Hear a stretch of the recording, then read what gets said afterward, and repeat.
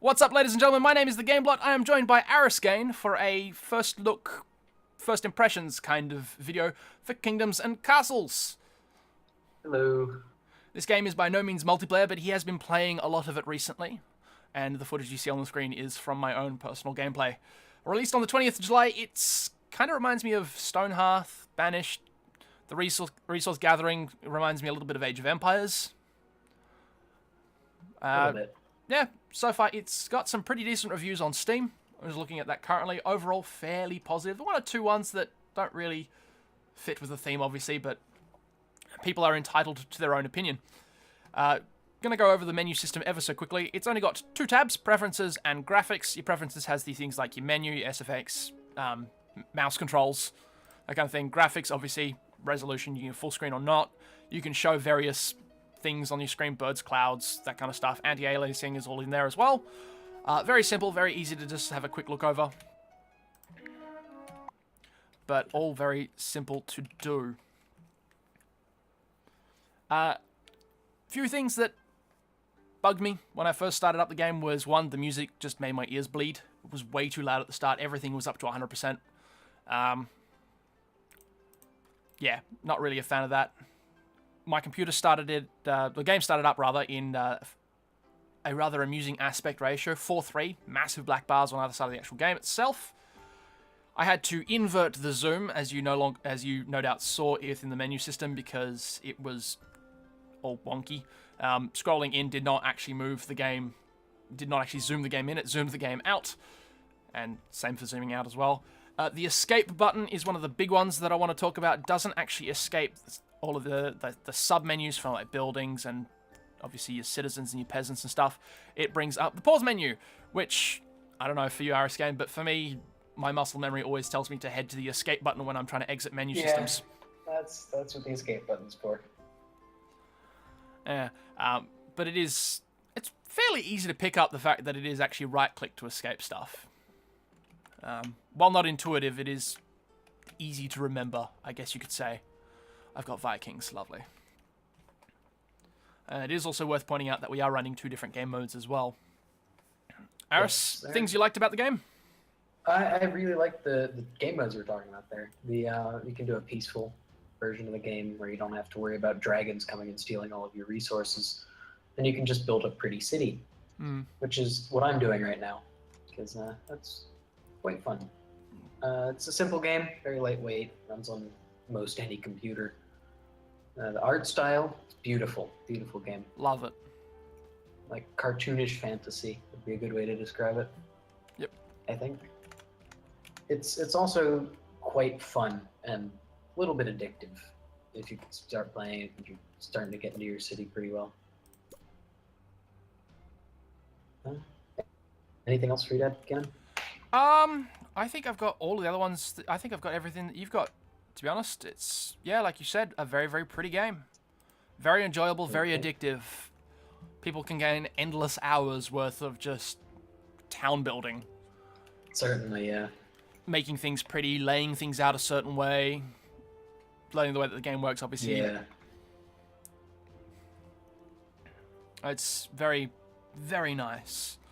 The only bug that I've come across so far is a mouse glitch, where I just had to restart the game to fix it because there wasn't really anything else that I could do there. When building, I think it was the roads, my mouse got stuck off screen and there was no other way to fix that particular issue. Mm-hmm. Yeah, that happened to me once as well. Yep. And people are now watching my town go up in flames because the Vikings have come and they are burning everything to the ground. Oh, that's what Vikings do. Definitely very fun. Expecting. I don't know. Something? But what, you've been playing this for how long now? Just today? A couple hours, I think. Yeah. Yeah, a couple hours. I've been on for a little under an hour. Actually, no, a little over. Just looking at it, it's like, you've played 80 minutes of this game. That's definitely longer than an hour. No, it's on fire.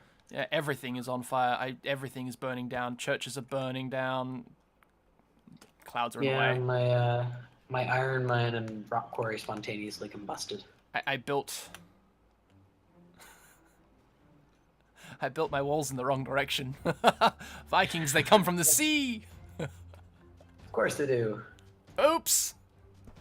Oh well, now I can bring the long road to recovery. Yep.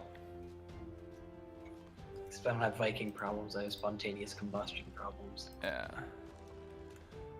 Mind you, the Vikings did come close to the wall, and my Ballistone archers did take care of the problem. I am in the process of building a barracks, but I get the feeling that it's going to be a little too late. Of course. And here comes the rain. It is worth noting that buildings do have their detractions from them. For one thing, farms are very vulnerable to flooding. Yeah. Whereas orchards can't be flooded by heavy rain. Hovels are incredibly basic, but are relatively undemanding. Whereas things like, you know, the cottages and the manor houses are incredibly demanding. Yes. When it comes to what they want to make them happy. They give you quite a bit, though, so... Yeah. Just in terms of, it's like population limit, I guess. Yep.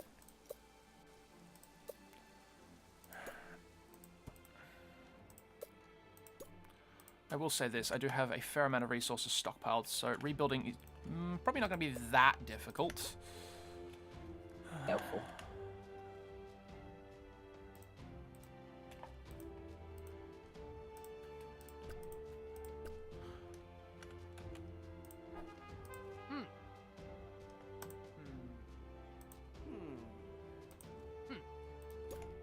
People are starving, there is no food.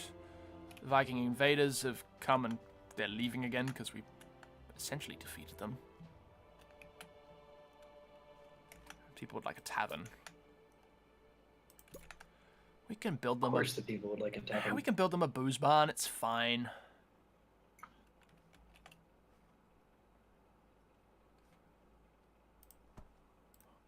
There we go.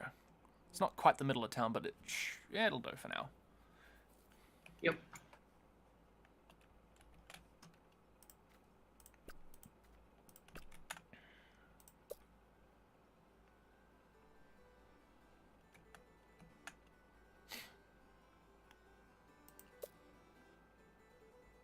I made some aesthetic hovels on the edge of town, make it kind of have a slope up to the castle walls. Nice. I have built myself a Lord Levi statue. Nice. I have no idea what those do. Neither do I.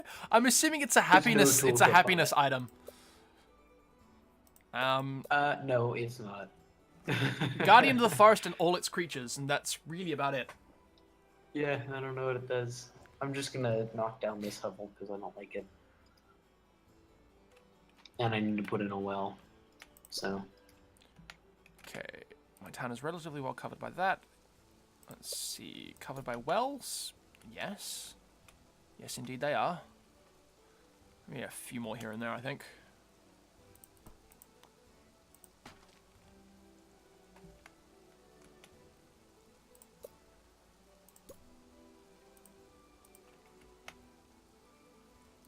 Oh, that is a forester there, right?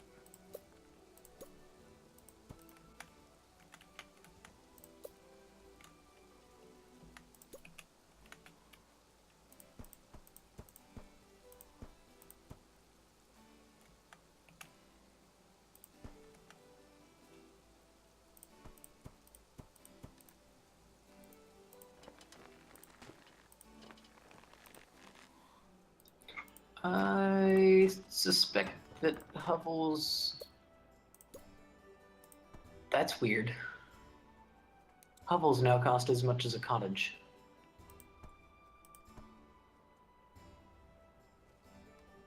Huh? What did you build prior to that? No, hovels do not cost as much as a cottage. That's a glitch. I am hovering over a, library. Heals people who are sick with plague. Church heals people who are sick with plague. A hospital costs 10 wood, 40 stone, and 10 gold, but I have no idea what anything else costs. Fair enough. Turns out I actually need to build some more No farms. matter what I hover over, it's like, oh, hospitals. Only in the town one, though. Maybe I should build a hospital. Yep. I think it's giving me a hint. I'm now losing peasants.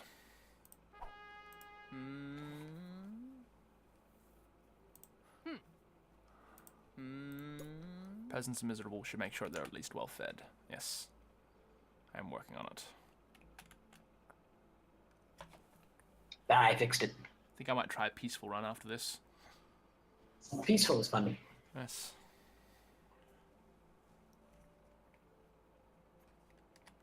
And that is all we've got time for today, ladies and gentlemen. My name is The Game Blot. We're joined by Arasgain, and we'll see you next time. Thanks for tuning in.